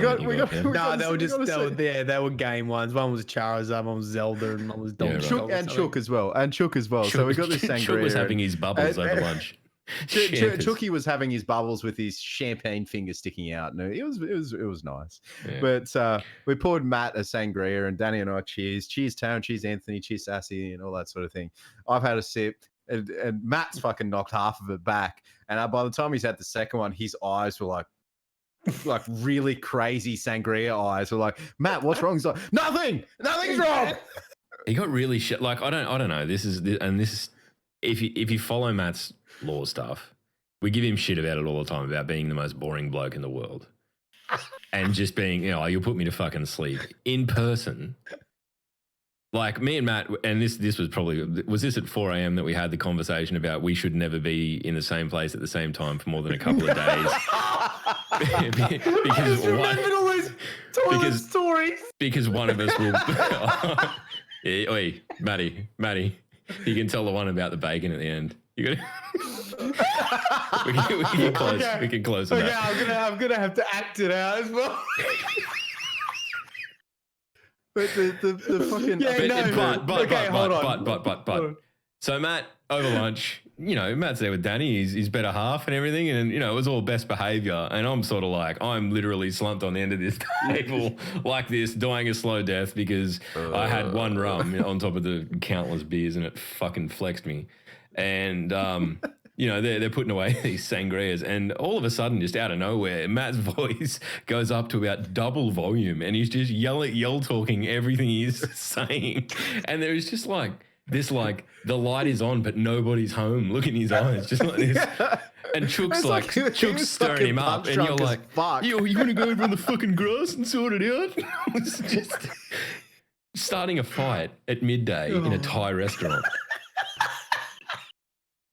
And then from there we went to the Borderlands panel. It was a cosplay for an hour, and it was I like Borderlands. Borderlands community is great, but and I respect the shit out of anyone who invests their time into cosplay and all of that. But literally, Slothy was elbowing me every 5 minutes to keep me awake because I was just it was hard to watch. God, it was hard to watch. Those chairs were very comfortable though. They were very comfortable, and it was very difficult to watch. I'm sorry. Yeah. The two hosts were trying their best and all that. They did a great job. Yeah, everyone They tried their did best. a great job. Everyone tried their best. The cosplayers were great, but we had these two fucking, for lack of a better term, incels sitting behind the five of us, and they were making the most inane, most Reddit incel comments I have ever heard. Ever heard in speech. And like Sassy and I were just looking at each other going, what the fuck? Yeah. Christ on a cracker. There are some people out there that deserve to be shot out of a cannon into the sun twice. We were all Those hungover, two were so both. you just got to remember that we'd all had a big night the night before, and that may have coloured our impressions on the world. Anyway, Maddie, you had something you were going to chime into this nonsense. Oh no, I was just saying that we quickly realized. Well, I quickly realized this, right? And everyone can understand this. You always have that one friend if you go drinking with, some really funny shit will happen, and it's really close to the border of like getting into a fight as well, because as long as that person who's hilarious, but he's also highly likely to say something funny to like a gang of fucking youth that will like mug you and take your wallet as well. But it would be hilarious if he did it. And I quickly worked out that like funny shit happens around Log, and he's one of those things that attracts dumb shit. And so I was like, we should not hang out when we started to get like 4 a.m. in the morning. I'm like, we left boat builders. I'll tell that. Yeah, go on. We left boat builders, and we're all standing out there, and we're like, all right, well, let's fuck off home then. And then log fucking bust out the front of us, fucking absolutely. Yeah, I realized in Melbourne that I have a problem that I walk with purpose, and people for no reason follow me. I walk with purpose. Marching as best he can to the other pub on the other side of the bridge. He goes, oh fuck, there's bouncers. Hang on. And he just sort of he collects himself, and the bouncers fuck off, and he goes, I'm going for a beer, who's coming? And just starts marching again. Can I tell the story about the hotel when we were going back to the hotel and the guy and the girl were outside? Yeah. Yeah, I mean, literally, there is nothing over the entire weekend that I'm not cool if you're telling people. So we're stumbling home at 4 a.m. and we're at our hotel, and on the part of the hotel backs into like an alleyway, I guess, but it's a fancy alleyway because it's Melbourne, so it's not really an alleyway, but it's a side street. And this guy's leaning up against the girl, and it did look odd, but everyone in their head just said, like, I said, oh sure, are they in my head I was like, are they having sex? Is she getting I thought maybe she's in trouble, and then I was like, no, like it's not. Log fucking literally a meter away. Oh, you see that guy railing that chick? Like, are you guys fucking right next to them? And you know, to be reasonable, like it was way too close for public. Like it did look like that, but no one said it out loud. Once again, this just proves my point. Like, I mean, there was a number of us, and we had Chucky as well, so nothing was going to happen. But that was one of those moments. Was if he was like a big aggressive guy, that would have been like a fucking punch up. Mate, you know, just don't look like you're rude in public. Just don't do it, and then I'm not going to say anything. Just don't fuck in public. Fuck. I think his hips were going, man. Like your hips don't going. Like there was, at the very minimum, they were dry boning, right? Like it was. I can't even remember it. I'm just going off what fucking people have told me. I don't know. I think like I missed that, but like Saturday night we got together with Cunts Incorporated and Mauler and Ben and Victoria and Felicia and all that sort of thing. It was really, really awesome. We sat down. We were booked at that fucking German beer hall place. We walked in, sat down. God, it was so loud. Like it was so loud that I couldn't fucking hear myself think. Oh, fucking hell. Can we not talk about anything that is me borderline committing a crime? Can we draw the line at that, please? You reckon we should mug him? Well, I mean, it was a fair question. Oh God, no! Go back to the beer hall. Sorry, because we've got the beer hall. Like it was so stupidly loud. So we just went back. We just went back to the wine bar and just sat down and drank wine. I had some dinner there. Don't take photos of that cunt's dog. I've got a problem. Got a problem. Do you see what I mean now in hindsight? Do you see what I'm talking? Do you see what I'm talking about? I'm just going back to the fucking Borderlands cosplay. They'll be over here. You are a fucking menace to society, Luke. Oh shit! But so look, what we had it was just a great weekend. We ended up having dinner at a wine bar, which worked out perfectly. Once again, it was one of those things that like our first option was completely in flames and wasn't going to work. Yeah. We ended up having a lovely... We booked for 15, turned up with 18, and they had a table of 10 ready for us. So, and it was in front of a drum kit. I'm like, what? And we literally walked in, looked at the table and went, this is not going to work. No. So we went back to where we were sort of like milling about, and man, it was great. Is Matt's camera fucked for you? Oh no, it was just me. No, it's fine. It's fine. Matt's camera was like in a GIF going. I was mad at 4 a.m. Really freaked out there for a second. And then I think the best photo of the entire weekend is you Chook, so Log, Chook, Matt, Nick, Drew. I think it was just the four of you. No, it was Drew. And Drew. And Matt looked like he had just smoked every single bit of marijuana in the entire fucking world. Yeah, we're all banging. The legendary Taco like photoshopped the image, and it's a fucking fantastic image. And he goes, "We always talk about takes hit of blunt. We always talk about what the darkness is, but have we ever talked about why the darkness is?" Can you pull that face, Matt, just quickly? No, I can't do it again. But I was so impressed with it. I retweeted it. So just check out my Twitter. There's just to clarify, there was no wacky tobacco. There was no drugs. There was no drugs ingested except for alcohol. Mm. Yeah.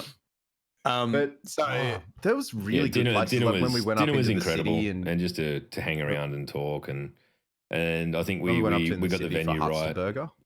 We flicked that. Huckster Burger was great, even though the name is an incredibly dated reference. So we can just leave that the fuck alone. But yeah, man, dinner was great, and just to get the opportunity to chat and talk everything over and kind of sort of have a little bit of a celebration of just everything that we'd managed to get through the day before was was beautiful. And then I think did Mauler want to go to karaoke? Is that what we ended up Mauler and Danny wanted to go to karaoke. I was like, oh, for fuck's sake. Didn't actually end up putting.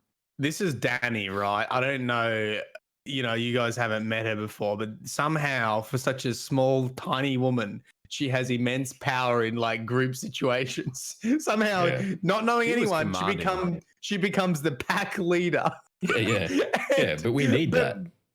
Yeah, but by association, because look, you got Eris. We're literally having drinks with Eris Morn, right? If Eris Morn wants to do karaoke, we're fucking doing karaoke, right? So, it was mentioned, and then all of a sudden we're marching through, Melbourne down by the convention centre to the casino where there's reportedly a karaoke bar that was completely booked out and we couldn't get into anyway. So we have no karaoke related stories. It wasn't even karaoke. It was just some dude playing a piano to sing along songs. Yeah. But let me tell this story that Sassy's just posted in the chat. Sunday morning, Matt, his mates, and I are going to this VR experience. We catch an Uber there, and he's in the front, seriously hungover, and he's chatting to the driver. Yo, I'm fucked up, eh? You hungover too? You drink heaps last night? The GPS tells the driver where to go, and apparently Matt goes, "Oi, she's a bit chatty, eh?" I don't know how you got up. I honestly lay in bed until fucking midday.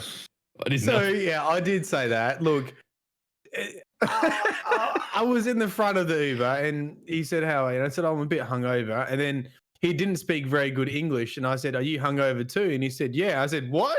Are you hungover?" And he said, "Yeah." I said, "Wait, hold on. Were you drinking?" He's like, "No." I was like, "Okay, there's a translation issue here." And then the sat nav or whatever, the sat nav was on and it was telling us everything else. "Oh, she's a bit chatty today." You fucking idiot. Yeah, I know. It's the low hanging fruit. Yeah, we were pretty fucked up, but honestly, it was all good, clean fun, and really. And on the Saturday morning, Log and I went onto the actual show floor. He's like, "Oh fuck, I need something to eat." And then we got into the line. He goes, "Fuck, I'm not waiting for the line." I said, "Mate, you're going to wander around for 20 minutes trying to find a place and then you'll end up back here." He goes, "Yeah, you're right." And so he grabs a fucking feed of this massive fucking breakfast burger looking cost thing. me $4 million. But so we also did fucking breakaway stuff. We also did like our friend Felicia, who was our PR contact and is absolutely amazing. You guys should thank her for everything that she's done.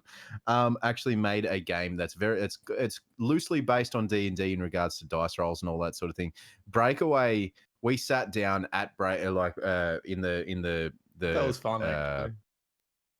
Board games hall, and we played Breakaway, and it was really fun. It was fun. Chook shot 3 children with a bow. Yeah.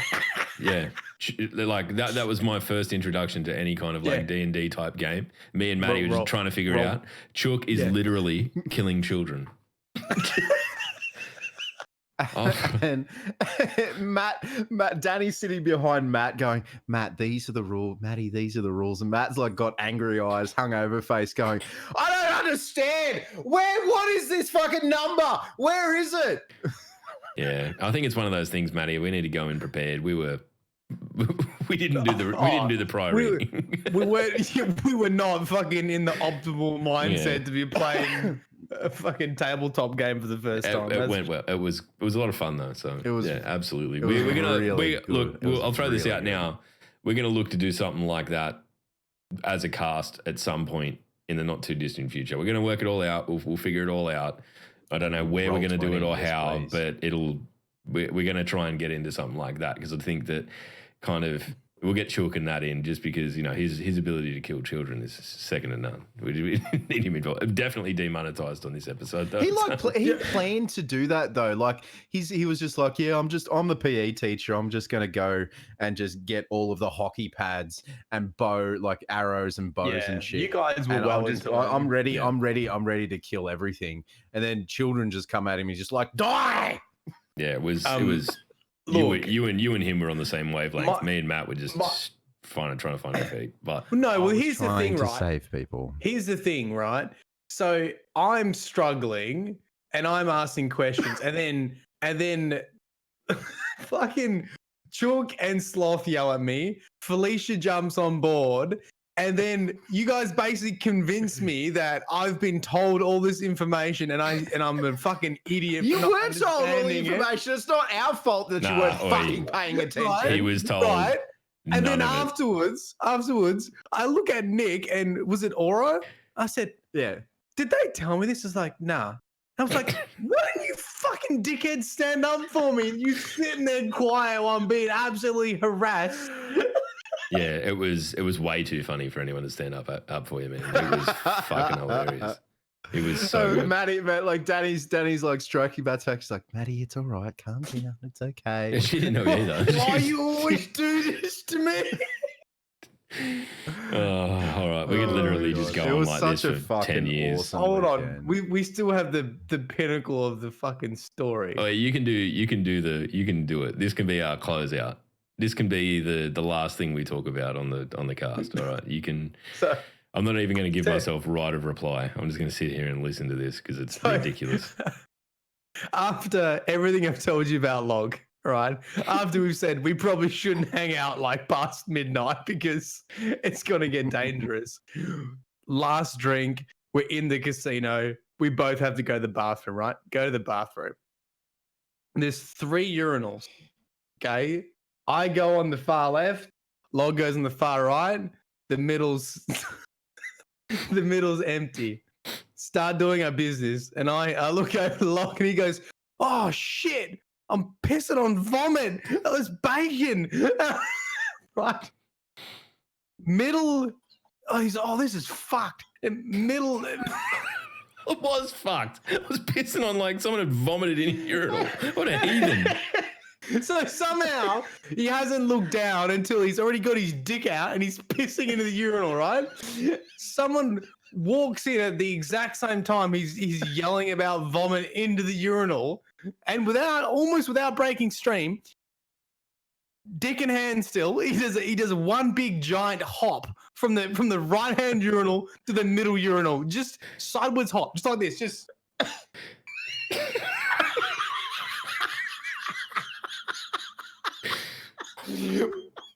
And just as this guy walks in, so this guy just hears, "Oh shit, I'm pissing in vomit," and then looks over to Log, and he's just done a fucking side hop into the middle urinal, and he's just gone straight left hand turn, straight in the toilets, lock the door. And then I look at him and he goes, "What? There's fucking bacon in my urinal." It was gross. I can't remember much of that night, but I can still remember the piece of bacon vividly. So apparently I need to actually have a kit before drinking with you two again, because I tell you what, you guys like, so, and Pizza Train said it before, like fucking gremlin rules apply to you two. You need someone. You need someone to be there to fucking stop you cunts from doing dumb shit. I don't know. I just, the only part of that I can remember is the fact that we were laughing so hard while still at the urinal. There's probably. Oh no, yeah, I forgot the best part of it. So once that happened, Log is laughing so hard, he loses like all control of his fucking urine flow. So it's just fucking blast out. just like blasting out. Almost like splashing back in his face.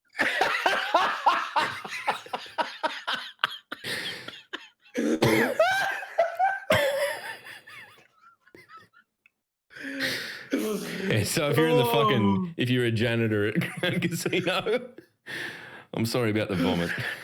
It's not mine. Oh, that was oof. No, you just managed to fucking piss on the roof. That guy was so right to go in and close the door. He was. But that was it. And then basically that was last drinks. We finished our drink and walked home. We got the pizza, and then we were walking over the bridge, and I think that was when we had the conversation about we can never spend more than fucking 2 days in the same place because someone will fucking die. And then I think at that point, Chook's like, who wants to fucking die? And then we better go home. Right. And on that bombshell, ladies and gentlemen, I think that's it. If you have any photos from PAX or videos or just stories you want to tell us, let us know in the Discord. Please destroy them. No. Chuck them in the Discord. Chuck them in the DDU Discord. There's a heap of good ones in there already. Tweet at us at DDU_podcast, at Myling Games, at Realtime Sloth, at Log Power Slave. To our live viewers, thank you very much for hanging out. Please, like I said, share your story, share your photos. If we've missed anything from last week's TWAB, too bad, so sad, fuck off. And we'll see you next week for some more stories where Log pisses on the ceiling. I don't know, man. I think that was a one-off. Oh God! And if to our YouTube viewers, thank you very much for your watching. And if you did meet us there, let us know in the comments below. Yeah, absolutely. Did we treat you like shit? No, there was a fella there who was a bit shorter. I don't think he was European or something like that. A bit shorter, had this epic fucking beard and the hat on. I know the guy. And he showed up, and he top was 10 beard. He was a fucking really nice. There was a guy that came from America. Everyone was nice. Everyone was nice. Yep. Except for that Myling Games cunt. Yeah, fuck. To be honest, me and Log were probably the worst humans there. To be honest. Yeah. And the gremlins. You don't get them wet. We signed Evil Apple's tit. Oh shit! Yeah. We signed his tit. Yeah, I'm gonna post that out. I'm gonna post that. Might be the picture in the DDU thumbnail this week is just Matt writing on his tit because I took a. You know what the best part was is that Alpha Narvin showed up, and he's like got the biggest hair on Twitch I've seen, but I could have stayed there and I could have stroked it for hours. I hope you're talking about his hair. This is getting really fucking weird. Yeah, no, his hair was fantastic. No, I could sleep on that. It was amazing. What a feeling when you're pissing on the ceiling. Matt, but for God's sake, if we missed anything, let us know. Let us know. End it. Fuck off. The law will find you in the bottom of a urinal. With some bacon-infused vomit. Fucking hell. Yeah, anyway, let's go find someone to mug. See you. Bye.